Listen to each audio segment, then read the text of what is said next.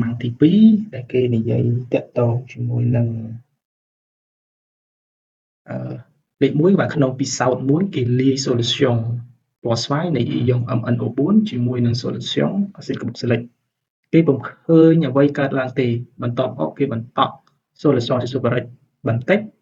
ចូលស្រាប់តែគេសង្កេតឃើញលបាយ solution ចាប់ផ្ដើមតែពណ៌ពីស្វាយទៅថ្លាបន្តិចកសួរថាតើ super rich មាននីតិជាអ្វីក្នុងប្រតិកម្មនេះខសរសេរកន្លះសមីការគីមីនិងសមីការតុល្យការនៃប្រតិកម្មនេះក៏តើប្រភេទគីមីណាដែលតួជាអុកស៊ីតកលផងនិងរេដកលផងហេតុអ្វីអញ្ចឹងយើងបងប្អូនទៅមើលចម្លើយណាអញ្ចឹងការលាយ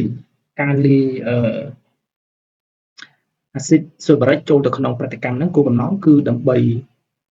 ឲ្យប្រតិកម្មហ្នឹងលឿនជាងមុនបន្តិចហើយការប្រើប្រាស់កាតាលីករស៊ូបារិកនេះគឺ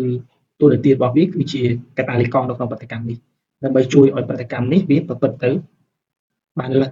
លឿនជាងមុនសម្រាប់អក្សរខ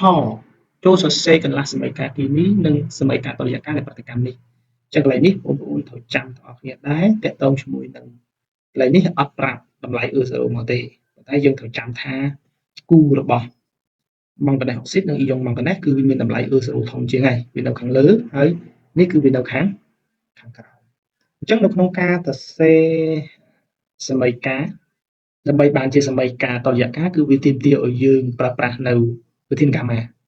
ចុះវិធានកាម៉ានេះគឺភេទគីមីដែលដើរតួជាអុកស៊ីតកងគឺយើងដាក់បែបនេះហើយប្រភេទគីមីដែលដើរតួជារេដកងគឺយើងសរសេរត្រឡប់មកនេះអញ្ចឹងយើងមើលណាអញ្ចឹងនេះក៏យើងថ្លឹងទេយើងថ្លឹងលក្ខណៈធម្មតាទេអញ្ចឹង Mn នេះ1 molecule ហើយ1អាតូមសំទោស1អាតូមនេះក៏1អាតូមដែរអូខាងនេះមាន4បាទអូខាងនេះអត់មានទេអញ្ចឹងដើម្បីបាន O4 នេះគឺថាអង្គថ្លឹងក្នុងមជ្ឈដ្ឋានអាស៊ីតអង្គខាងណាខ្វះ O គឺថែមទឹក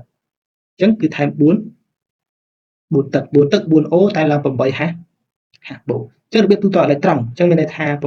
8គុណនឹង1បាន8បាទ8ដក1នៅសល់7បោះខាងនេះទៀតនេះអញ្ចឹងមានថាខាងនេះ7ខាងនេះ2តែយើងបោះអង្គខាងណាមកក៏បានដែរអញ្ចឹងបោះខាងនេះគឺ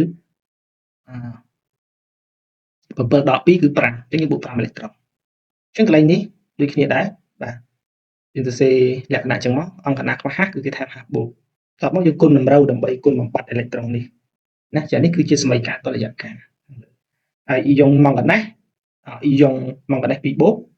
មានតួនាទីជាកាតាលីករនៅក្នុងប្រតិកម្មខាងលើហើយកគឺថាប្រភេទគីមីដែលដើរតួជាអុកស៊ីតកលផងនិងរេដកលផងគឺអ៊ីយ៉ុង Mn2 បូកវាមានតួនាទីជាស្វ័យកាតាលីកនៅក្នុងប្រតិកម្មណាអញ្ចឹងវាដើរតួជាអុកស៊ីតកលផងនិងរេដកលផងអញ្ចឹងចំណុចនេះយើងមានតែប៉ុណ្ណឹងហើយយើងនឹងទៅបន្តទៅបន្តទៀតនៅលំហាត់ប្រមាណទី2មួយទៀត